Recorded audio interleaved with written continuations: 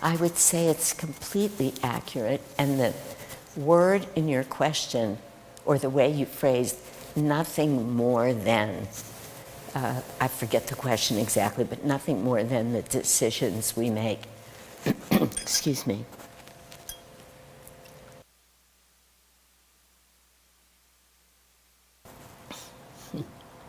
Every instant, more than we know, more than we can keep track of, is a decision we're making. And every decision that we make, every single one, takes us toward God, toward our true divine self or away. Everyone. And that is precisely what free will is. But it's not nothing more than. It's not like it's easy. It's not something that should be discarded like that. It's sort of a wow. Karma is real, and it exists, and it is, to a large degree, taking us forward or upward or outward in ways that we can hardly know. And yes, Master told Swamiji, right down to the tie that you put on. It's all predetermined. I remember one day, this is so many years ago, I had these yellow shoes that I really loved. And we had gone in to meditate somewhere, and we had all left our shoes out. And Devi came out right about the same time I did, and she said, "Wow, whose shoes are those? Those are fabulous." And I said, "They're mine. I did not want to have to come back for one pair of yellow shoes because when I saw them, I really wanted them." We had a good laugh about it. But those yellow shoes, I was going to get those yellow shoes. And it was a good thing. It just took away that I don't want any yellow shoes now. That's a good thing. So, it's, just one thing at a time. Every decision that we make, does it take me toward the light or away? Does it open my heart or close my heart? Does it have me feeling constrained, constricted because I'm criticizing somebody else? Or does it have me feel open if I stop myself and uplift it as I open my heart to them? And it's just remarkable, more than we can keep track of in a day.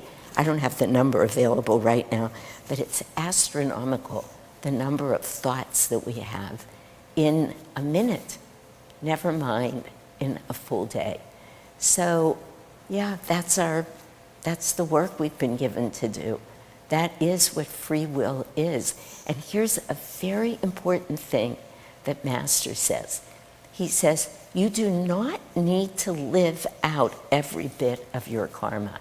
Because remember before I said, if we have a kind thought, if we do a kind deed, when we sit to meditate, the longer we can concentrate, the more chance that we do. It's releasing all of this energy.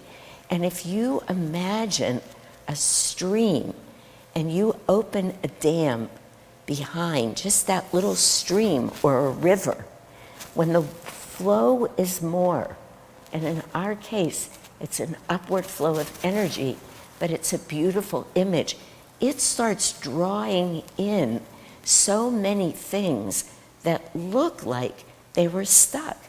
This year I did several hikes up to the high country in Yosemite, where there was still some water flowing. And a couple of times I watched in these streams, and I saw how a twig gets pulled in, a tiny little pebble. If there was more water, rocks, trees, many things get pulled in. But because the water level was low, i.e., when our energy level's low, it was just a little twig or a little pebble here and there. But the point is, those twigs, those pebbles, whatever it is, a leaf that gets drawn in, it's free. It's bits of our karma. So when we behave well in certain ways, we're increasing the energy.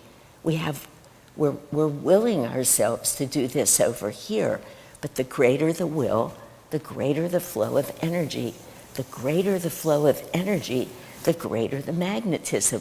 We all know these things, but these questions take us right back there.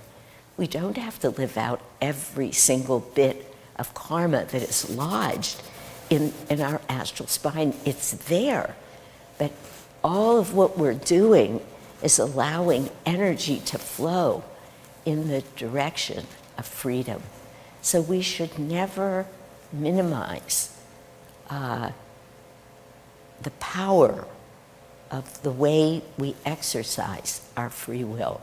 Never underestimate that. It is enormous. And I said before, and I'll repeat it, the tiniest little bit of freed energy leads much more to transformation than our minds can absorb or know. This has nothing to do with our mind. It has no idea how to interpret this. So the very question is coming from the mind, and the question, in that way, gets infused with Maya. So don't be fooled.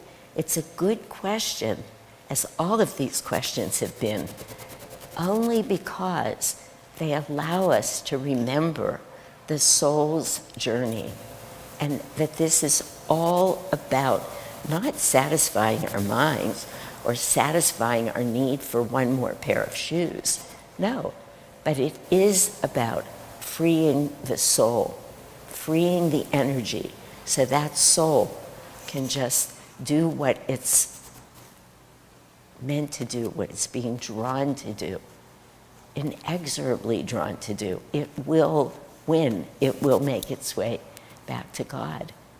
And we're free.